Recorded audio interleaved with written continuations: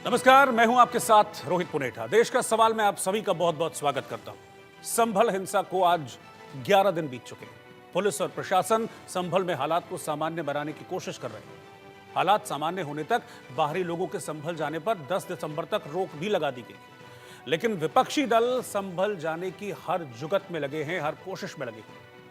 आज सुबह कांग्रेस सांसद राहुल गांधी और प्रियंका गांधी पार्टी नेताओं और कुछ कार्यकर्ताओं के साथ संभल जाना चाहते थे, लेकिन दिल्ली मेरठ एक्सप्रेसवे पर गाजीपुर बॉर्डर पर पुलिस ने बैरिकेडिंग करके रोक दिया, उन्हें आगे नहीं जाने दिया। राहुल और प्रियंका 2 घंटे तक गाजीपुर बॉर्डर पर रुके रहे और आखिरकार उन्हें वापस दिल्ली लौटना पड़ा। विपक्षी दलों का आरोप अब यह है कि उन्हें जानबूझकर सरकार संभल जाने से रोक रही है, जबकि बीजेपी आरोप यह लगा रही है कि विपक्षी दल महज वोट बैंक के लिए, पॉलिटिकल टूरिज्म के लिए संभल जाकर वहां का माहौल बिगाड़ना चाहते हैं। बीजेपी का आरोप है कि इंडी गठबंधन के नेताओं को संभल की चिंता नहीं है, उन्हें सिर्फ वोट बैंक की चिंता है। और जब बात बांग्लादेश में जो अल्पसंख्यक हैं, हिंदू हैं, उन पर हिंसा की आती है, जानलेवा हमलों की आती है, तो विपक्ष का मुंह सिल जाता है, होठ सिल जाते हैं। लेकिन कांग्रेस और विपक्षी दलों के नेता बांग्लादेश की चिंता नहीं करते। यहां क्योंकि पॉलिटिकल माइलेज मिलेगा उन्हें संभल, इसीलिए संभल जा रहे हैं। लेकिन बांग्लादेश में जब हिंदुओं पर अत्याचार की बात होती है तो चुप्पी साध ली।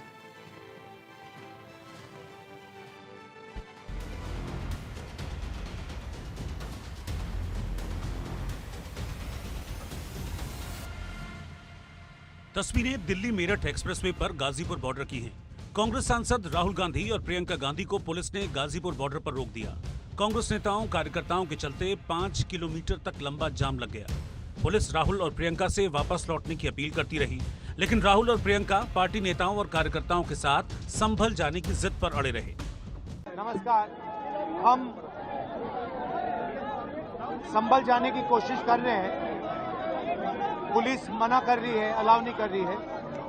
एज एलओपी मेरा अधिकार बनता है कि मैं जा सकता हूं, मगर तब भी वो मुझे रोक रहे हैं। मैंने कहा है कि मैं अकेला जाने को तैयार हूं, पुलिस के साथ जाने को तैयार हूं, मगर उन्होंने वो भी बात एक्सेप्ट नहीं की और अब कह रहे हैं कि कुछ दिनों में अगर हम वापस आएंगे तो फिर वो हमें जाने देंगे।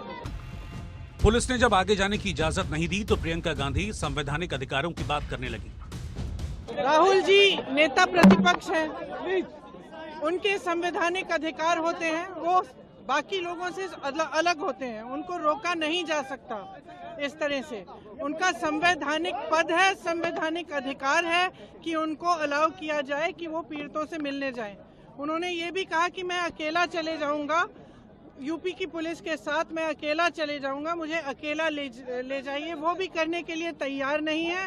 पुलिस वालों के पास कोई जवाब नहीं है। शायद उत्तर प्रदेश की स्थिति क्या ये है कि आप इतना भी नहीं संभाल सकते, तो फिर आप इतना गर्व से क्यों कहते हैं कि लॉ एंड ऑर्डर आपने संभाल रखा है यूपी में।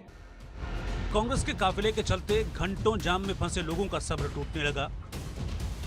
रास्ता न मिलने से परेशान लोगों की कांग्रेस कार्यकर्ताओं से झड़प हो गई। हमने सभी से अनुरोध किया है कि 10 दिसंबर तक सभी संवेदनशीलता और सतर्कता को देखते हुए न आए। इसीलिए रणनीति यही है कि 10 दिसंबर तक कोई न आए। संभल में हिंसा को 11 दिन बीत चुके हैं। शाही जामा मस्जिद के सर्वे के लिए गई एएसआई टीम पर सैकड़ों लोगों ने हमला कर दिया था, जिसके बाद भड़की हिंसा में 4 लोगों की मौत हो गई थी। हिंसा वाले दिन से ही पुलिस और प्रशासन हालात को सामान्य करने में लगे हैं। पुलिस ने संभल में बाहरी लोगों के प्रवेश पर 10 दिसंबर तक रोक लगा दी है। ये देखिए, एलओपी हैं, कानून का सम्मान करना चाहिए। 10 तारीख तक वहां सबको रोक लगाया गया है। फिर भी राहुल गांधी अगर जा रहे हैं तो लगता है कल अखिलेश यादव आगे बढ़ गए संभल पर बोल करके, उसी की खाना पूर्ति करने और पॉलिटिकल टूरिज्म करने। बीजेपी भी कह रही है कि हालात सामान्य होने तक राहुल गांधी को कानून का पालन करना चाहिए। प्रशासन की मनाही के बावजूद विपक्षी दल संभल जाने की कोशिशों में लगे हैं। बीजेपी का आरोप है कि राहुल और प्रियंका का संभल जाना वोट बैंक की विवशता है। कांग्रेस औपचारिकता नहीं, विवशता निभा रही है और इससे बहुत स्पष्ट है। और विवशता इसलिए है कि इस मुद्दे पर न कांग्रेस के किसी नेता ने कभी कुछ बोला, न लिखा, न कुछ किया, और आज अचानक ऐसा प्रतीत होता है कि सिर्फ मीडिया आकर्षण पाने के लिए उन्होंने इंडी गठबंधन को साथ न रख पाने की छटपटाहट में यह कार्य किया है। बीजेपी का आरोप है कि कांग्रेस संभल हिंसा के पीड़ितों से तो मिलना चाहती है, लेकिन बांग्लादेश में हिंदुओं पर हो रहे अत्याचार पर खामोश है।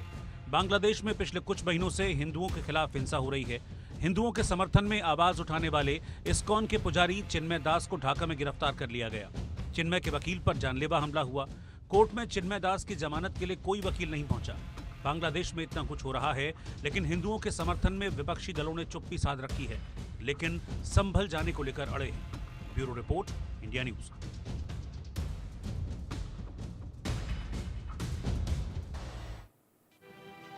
तो संभल में पिछले दिनों क्या